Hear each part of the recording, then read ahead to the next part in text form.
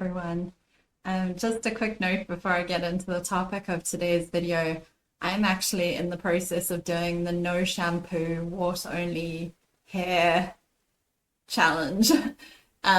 So my hair is kind of scraped back because it is quite greasy, and it's been about 3 or 4 weeks, and I will if it goes well, if it doesn't go well, if I feel like making a video about it, I will let you guys know how it went. But at the moment, I'm not washing my hair, and I'm just doing this experiment to see how it turns out. So I think that's pretty cool. But other than that, let's just get straight into what I wanted to talk about today. This is just going to be a very informal style chat. I haven't even made any notes, although there's some main points that I want to cover in this sort of discussion. So I first started watching anti-MLM content, I guess, about 2 years ago.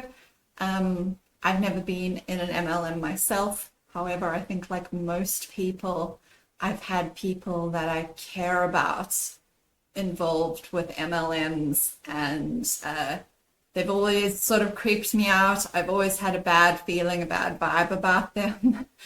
I have once or twice had people try to recruit me into MLMs, and I've always steered very, very far clear of them. So hopefully with that bit of background, you can get a solid sense that I am not pro MLMs in any way, shape, or form. I'm very much anti-MLMs, everything that they stand for, the way that they operate, what they do to people, the tactics that they use. And to be honest, I found anti-MLM content to be absolutely fascinating because of how how well most anti-MLM content creators, at least initially, would explain the problems associated with MLMs, why they're harmful, why they're a problem, why we should be aiming to shut them down, why no MLM is a good MLM. All that kind of thing was really fascinating. And as someone who really enjoys kind of logic and analytical things, it really, even the maths of it all really appealed to me. I loved seeing anti-MLM content creators who would do the sums and break down specific number claims that people in MLMs will make, and why it's mathematically impossible, and why long-term success in an MLM is mathematically impossible. That appealed to me. And I, as someone who enjoys the human elements of a lot of topics as well, I really enjoyed the stories of a lot of these anti-MLM content creators who'd been involved in MLMs themselves, and the stories of people that they covered. That was very interesting to me too. I love learning about people's lived experience and just seeing what we can learn from experiences that other people have been through. So that was my initial kind of draw to anti-MLM content, and I enjoyed it for a very long time. Anti-MLM content, that is. I had a few favorites, content creators, YouTubers whose personalities I really liked. I really liked the style of delivery of their content. I used to, I used to watch them regularly. So why am I kind of offering criticism or negative feedback today? When did I start to notice these issues? I must say, I think I started to notice issues with the way a lot of anti-MLM content was being delivered fairly early on. I would notice the odd personal comment being directed at people and getting tongue-tied. I would notice the odd personal comment being directed at the people that these content creators would cover. Because for I suppose most of you who have consumed anti-MLM content will know a lot of their content is centered around reaction videos. They'll take a Zoom meeting or a recruitment call or a training video from an MLM or an MLM leader, and they will react to that video and debunk a lot of what they're saying. And the debunking part is fine. But where I had a problem is when the comments would start to be of a personal nature and they would start to take a personal turn. And side comments would start to be made about that person's looks or finances or the way that they talk or their education or anything like that. And I found it quite hypocritical because, you know, those things are often vulnerabilities in a person, and anti-MLM content creators will often talk about how MLMs prey on vulnerabilities and target those vulnerabilities. But I really felt like some anti-MLM content creators, for the sake of being more entertaining and for the sake of almost riling up their audience, they would kind of pick on these vulnerable areas in the MLM person. And I really didn't like that. So it was just the odd comment here and there that I used to notice. The content creators that I really liked didn't seem to do it too much. I really struggle to watch anyone who is unkind or nasty in any way. I can't stand that sort of thing. And there were some who seemed to be better than others, who didn't seem to make those sorts of personal comments. They seemed to be compassionate and empathetic. And then I started to notice even the anti-MLM content creators that I liked, you know, that I had thought were very compassionate, empathetic people, they started to make these sorts of little personal jibes and personal comments as well, and these little ad hominem attacks. So you don't know what an ad hominem attack is, I've actually done a video about this, but an ad hominem attack is anything that attacks, any sort of comment or argument that attacks someone on a personal level, attacks aspects of their personality or character or appearance or their personal life, which has nothing to do with the issue or topic or argument at hand. So in this case, if we're talking about MLMs and the problems with MLMs and the predatory nature of MLMs, and you know why MLMs need to be shut down and why it's a bad idea to get involved with an MLM, well then the personal lives of people in MLMs is really not relevant to that, is it?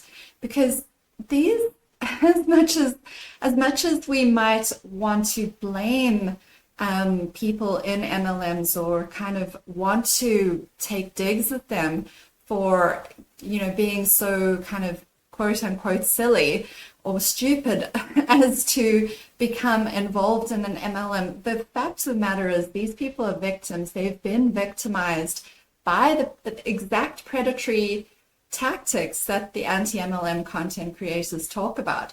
And so to attack them on a personal level or to kind of imply in some way that they are they deserve these sorts of personal attacks, that's getting into really kind of shaky and unethical territory, in my opinion.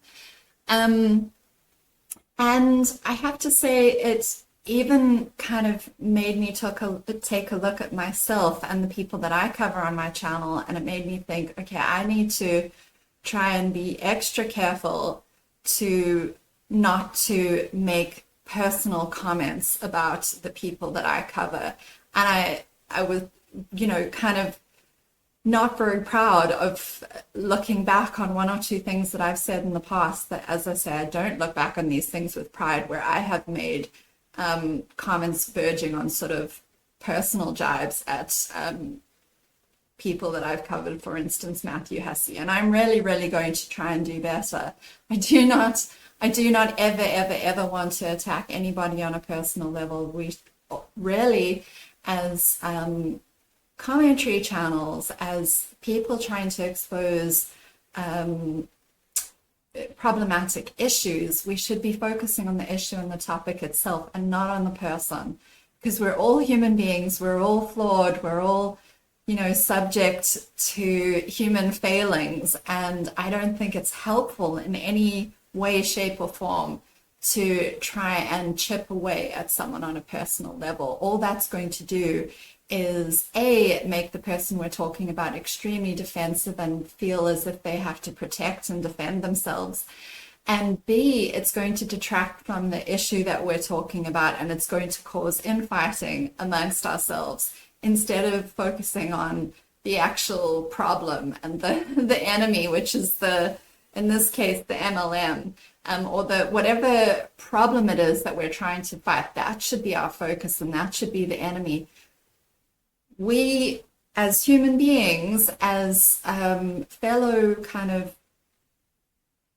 I suppose just fellow human beings on this path, and people who've made mistakes, and people who have, sometimes messed up, and people who have flaws, I strongly believe we shouldn't be attacking each other. We should be focusing on the problem and the problem only, and trying to really get to the heart of why it's wrong, and trying to bring this to light, and trying to help people to see the issues in what they're doing, rather than going after someone on a personal level.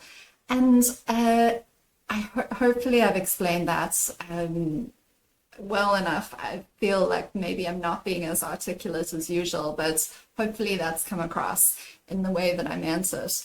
And I made a video called Why the Anti-MLM Movement is Like the Hunger Games. And in that video, I talked about how, I referred to the Hunger Games movies and books and George Orwell's Animal Farm. And both of these sets of kind of literature talk about how often in trying to overthrow something that is problematic, something that is exploitative, in trying to overthrow and fighting against that exploitative thing, sometimes we can turn into the very thing that we are trying to fight against. As human beings, we have to consciously and specifically be on our guard not to turn into the thing that we are fighting against. Because that can very easily happen. And why is that? It's because no human being is really better than another. And in trying to act superior to people who are in MLMs, in placing ourselves above them, we are very, very prone to falling into the trap of doing the same behavior as the people we are saying we are better than. Nobody is better than anyone else. Nobody is superior. Nobody is inferior. And I really want this to be the message of this video, that just be very, very careful anytime you're setting yourself up as sort of ethically or morally or in any way superior to another person, because that creates a kind of ego trap in which it can be very, very difficult then to recognize flaws in and problems in your own behavior, because you've set yourself up as sort of like someone sort of morally superior. You've set yourself up as like a paragon of virtue, or as a standard for how to behave, or someone who is criticizing the behavior of others. And if you aren't also able to turn that critical lens onto yourself, that can become a breeding ground for echo chambers, and for becoming problematic oneself, and for falling into those same behaviors that you once fought against. We see this all the time with, for example, cult leaders. You know, cults can start off as these benevolent organizations fighting against issues like poverty and, abuse and all this sort of thing. And if that cult leader is not open to criticism and feedback, then they themselves can actually start to perpetrate the very things that they used to fight against. Anyway, George Orwell's short novel, Animal Farm, portrays this really, really well in the form of a very entertaining story about animals who overthrow a farmer. And the pigs, who are the kind of the ringleaders of this revolution, then turn into these dictators and tyrannical leaders, and in the end become no better than the farmer that they initially overthrew. And we see this in the Hunger Games as well, of course. If you've seen the movies, you'll know exactly what I mean. The revolution overthrows the corrupt and abusive government, and the leader of the revolution actually turns into like a bit of a tyrant herself. And I think, as I say, both these stories really, really do a fantastic job of showing us why it's so important always to be open to criticism and open to debate and open to people disagreeing with you and open to and not creating a power hierarchy or any sort of echo chamber or a place where people can't disagree with you, or a place where too few people have too much power. And the reason I said that the anti-MLM movement is like, is a little bit like those stories, is because I see a similar thing happening within the anti-MLM movement. And this is just what I've observed. I really hope that it doesn't go too far. The video was meant to be more like a warning message to anti-MLM content creators, like as in, be careful. This is kind of where I see you guys potentially going wrong. This is the pitfall that you might fall into if you aren't careful. So please, just please take another look at what you're doing here. I don't think this is going in a good direction. So yeah, that's what that video was all about. But I didn't sort of give too many examples in that video. I didn't speak out more about how I felt about the anti-MLM movement, even though there was a lot more that I could have said. But I want to just talk a little bit about, really specific concerns that I have with some anti-MLM content creators. I might name some of them, I might not, I'm not sure. But none of this is meant to sort of be trying to tear them down.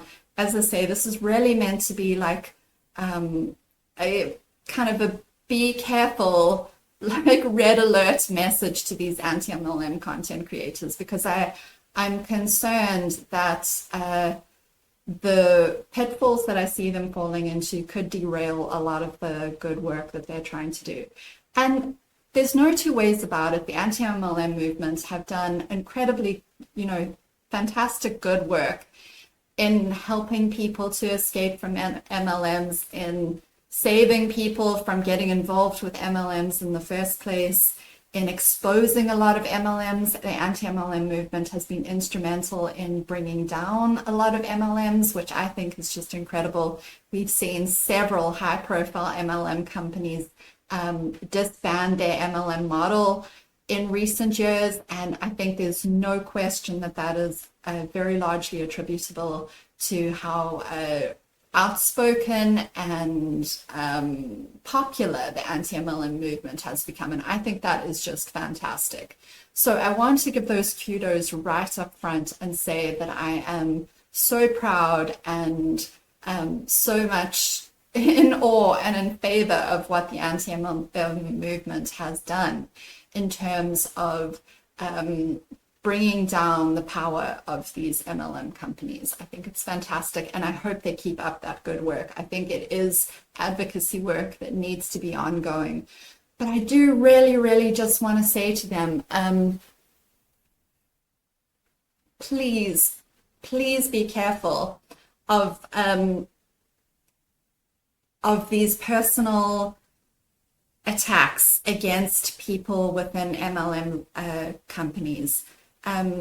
I want to reference a video series by a fantastic content creator called the Bre Bear. She does a wonderful set of videos talking about this and about how she really started to hurt for these women, primarily in MLMs, who were being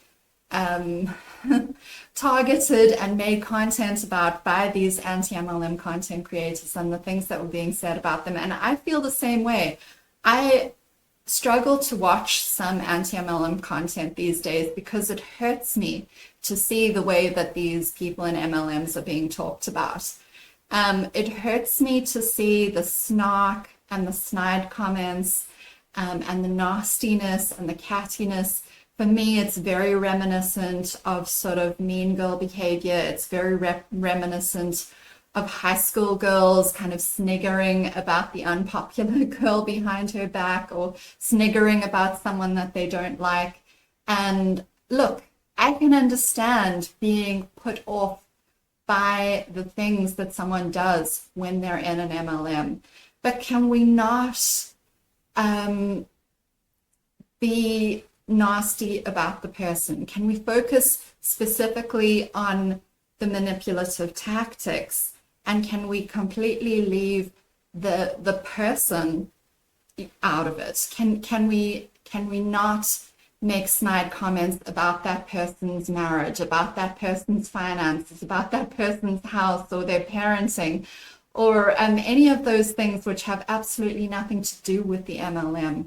And can we focus on the behavior and not the person? In fact, I would really like to see them not specifically using so many personal not so many examples of actual people in MLMs, but talking more specifically about the tactics, doing a video about a specific tactic used in MLM, and then maybe giving a few examples of that tactic in practice.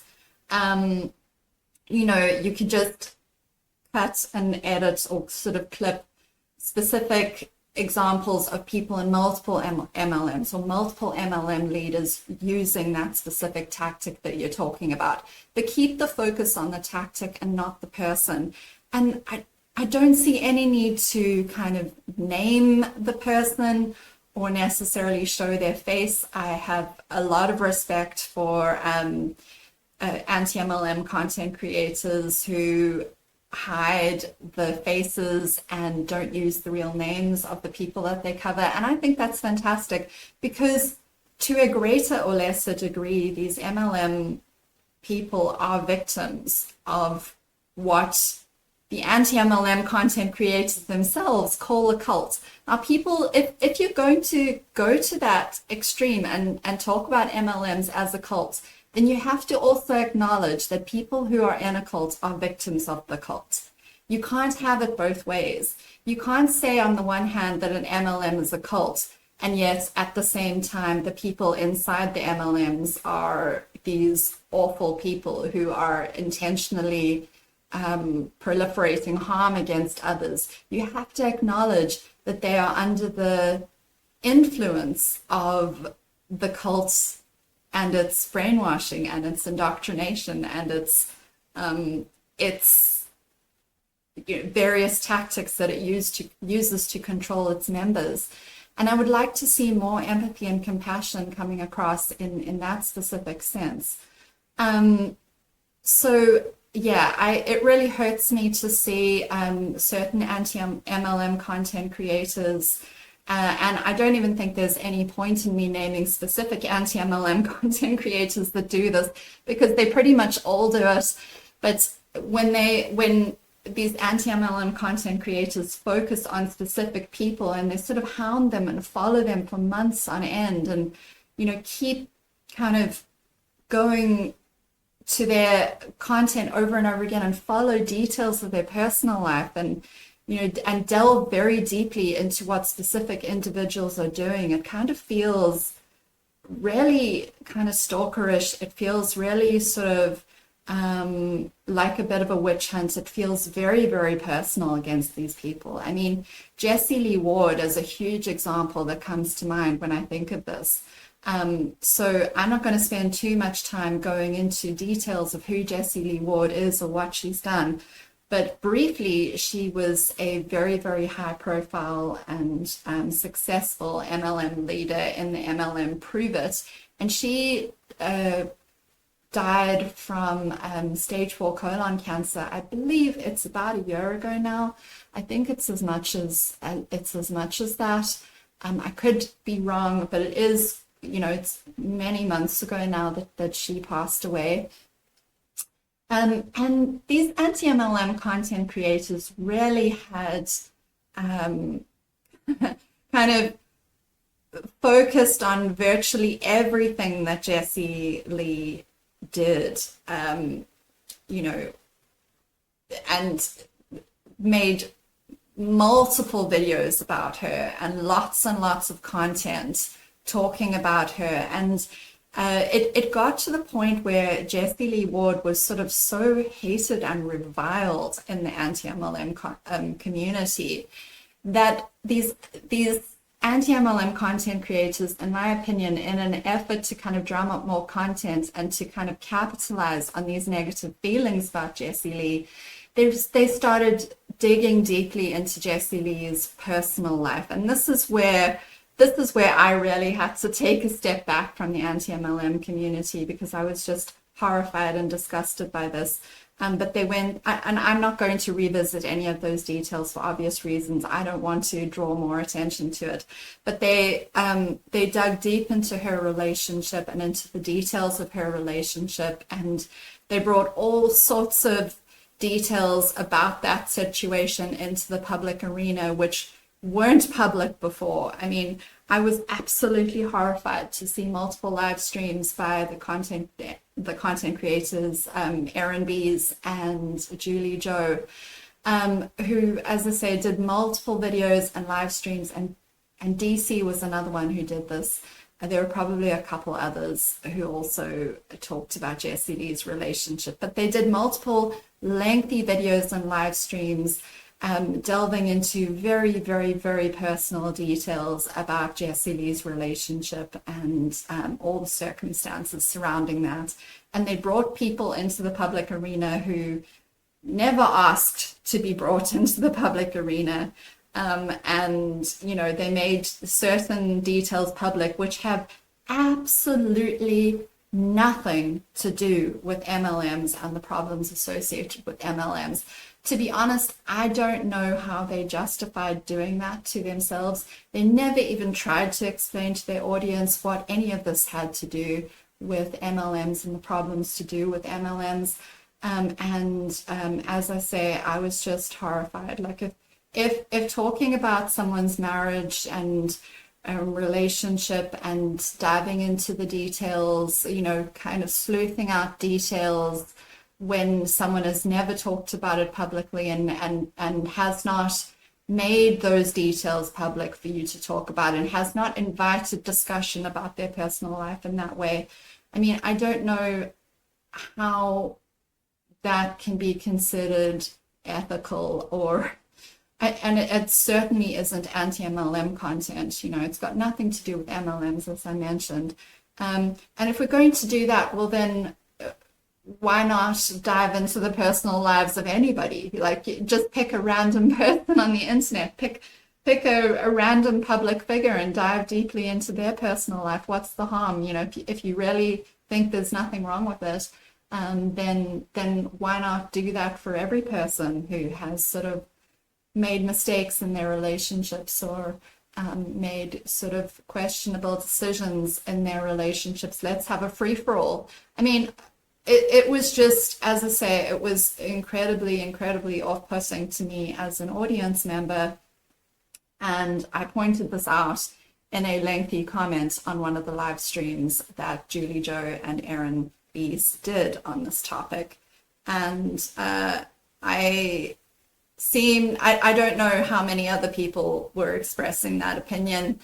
I know that there are other people who feel the same way as I do, because I went onto the anti-MLM content creators subreddit, which is very interesting in and of itself.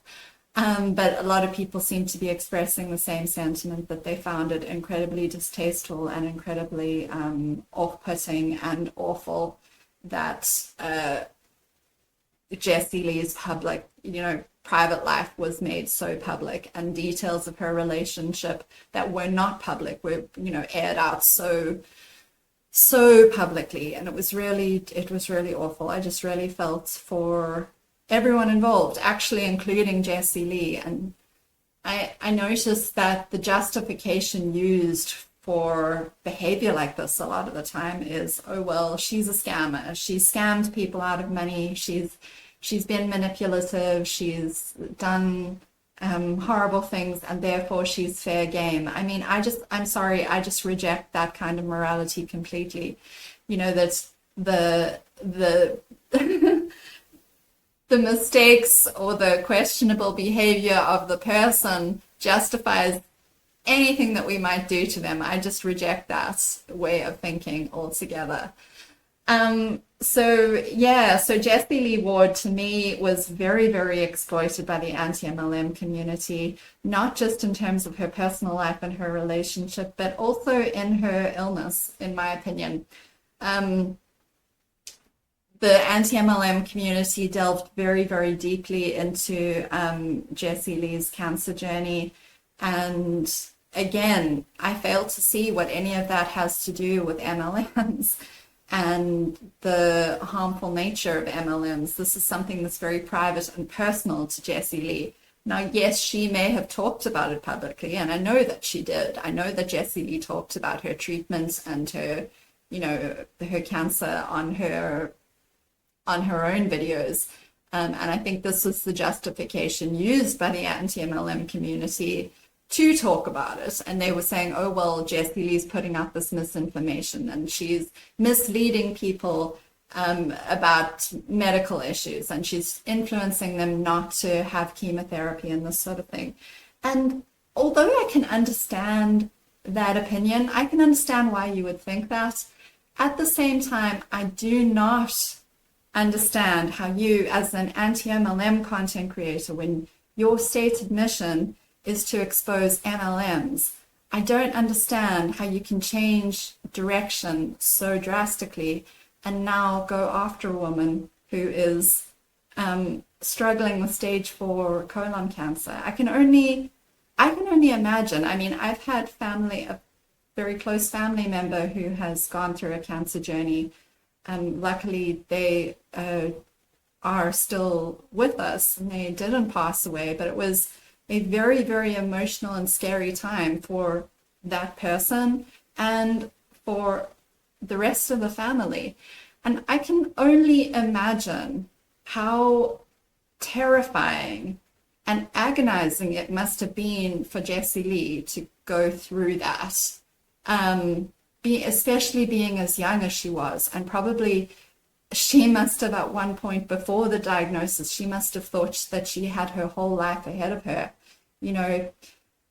getting married, potentially having children, lots of success, lots of memories still to make, and then to find out that she had that diagnosis, it's unthinkable, and my heart really went out to her and to her family and to people close to her. And so to see the anti-MLM community really going so hard after her was like physically painful to watch. Actually, it was really, really awful.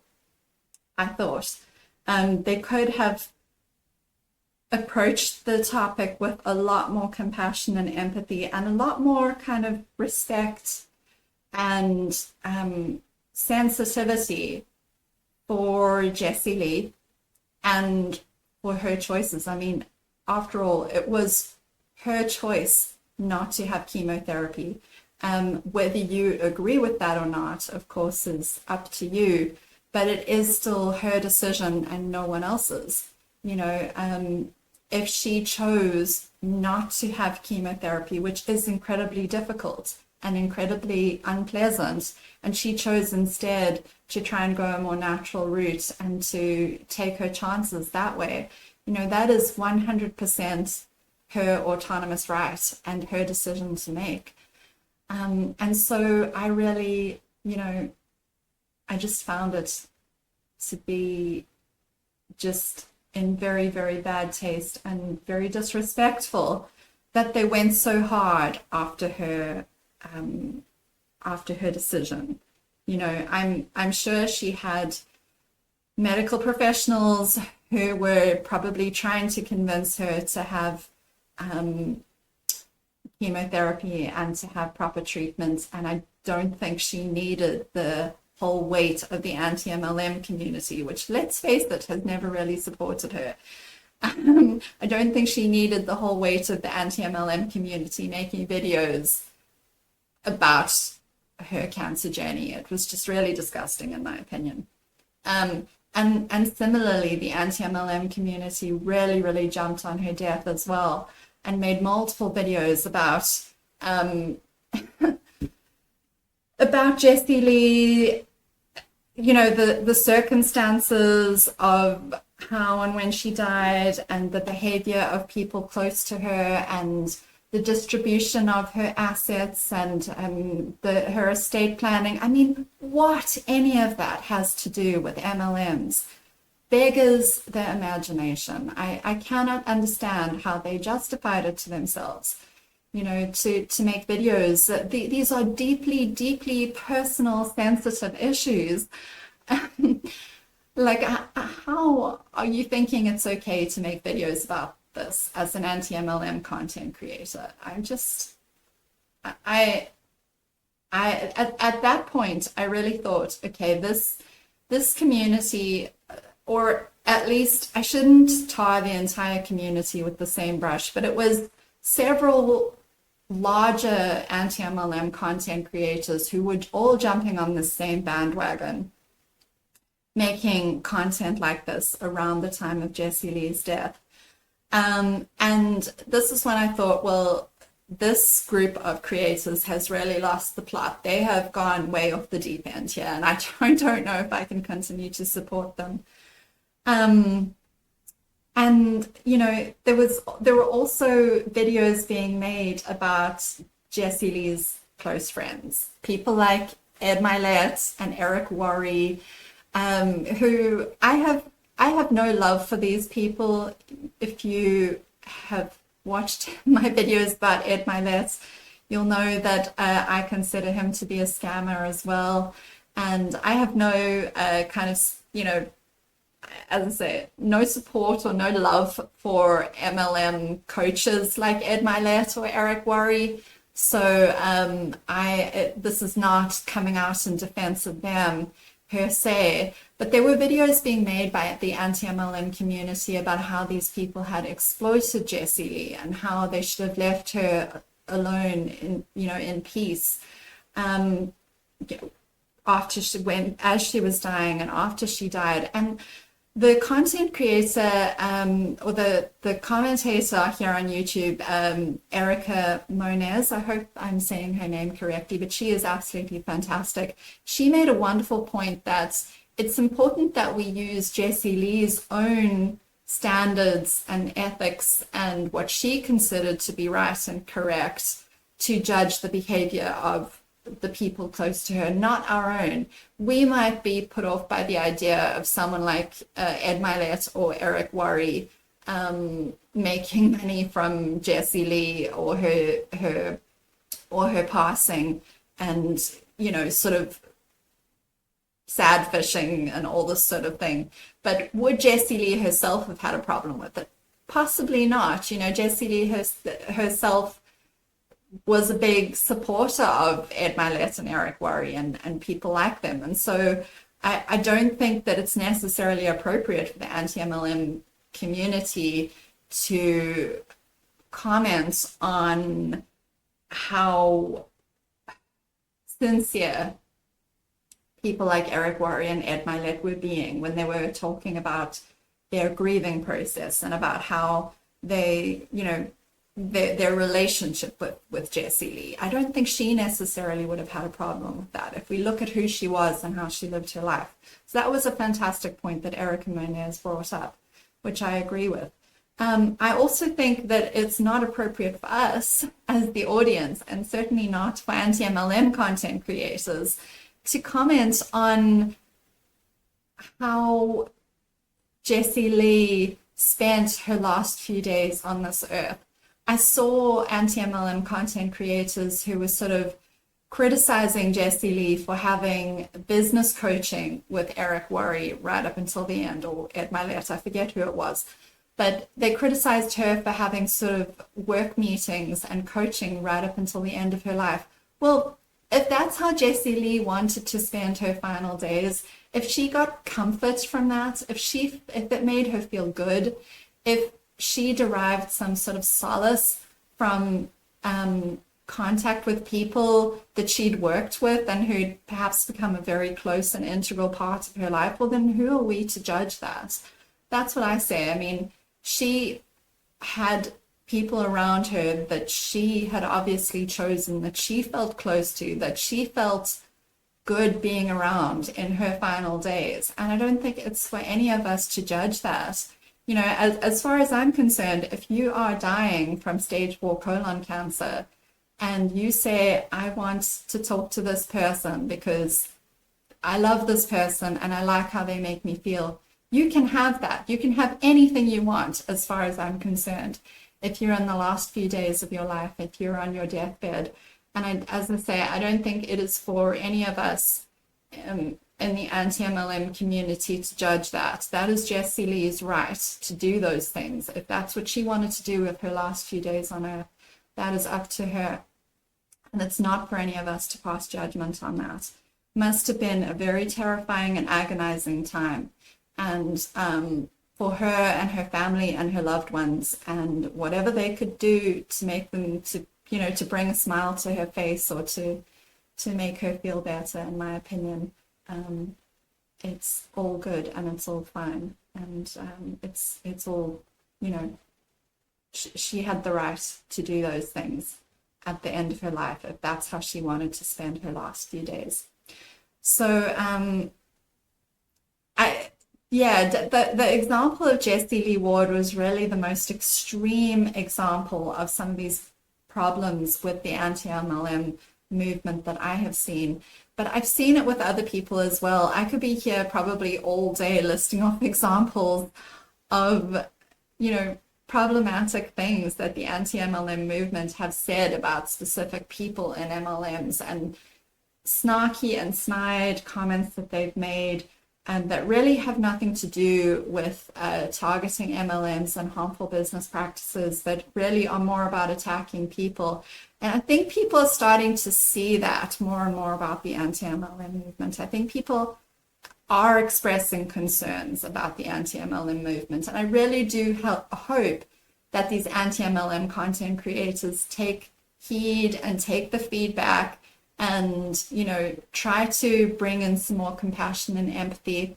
And I'll just use Erin Bees as an example. When I first started watching Erin, her early content, she was super, super compassionate and empathetic towards the people that she covered.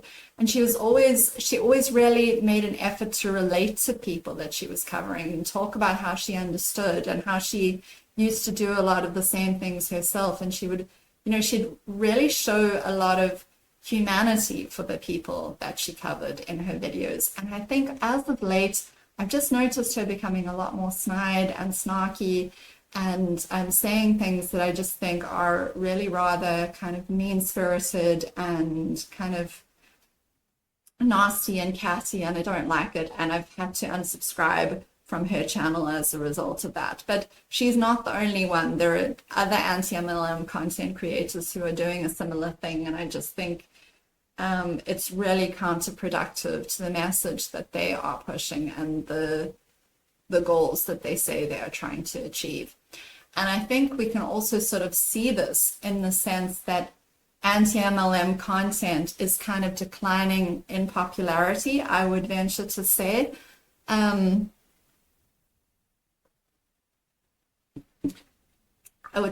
I think most of the larger anti-MLM content creators are kind of diversifying their content a bit and talking about other, aspects of sort of scams and other kind of other related topics, because I don't really know how much longer MLMs are going to be a big sort of threat or a big problem. I think they are declining year on year, and we see this, as I say, with so many MLMs disbanding their MLM model, and that is just absolutely fantastic.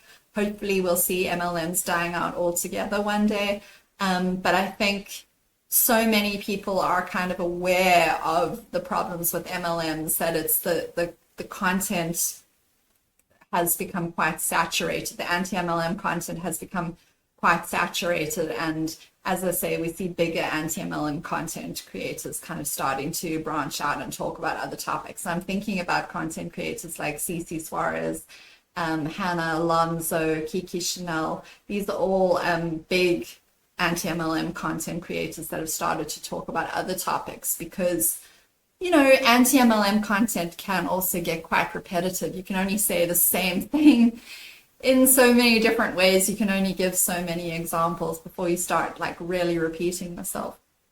But anyway, I really do hope that the anti-MLM community kind of makes some changes. I hope that they become less personal and less Cassie and mean.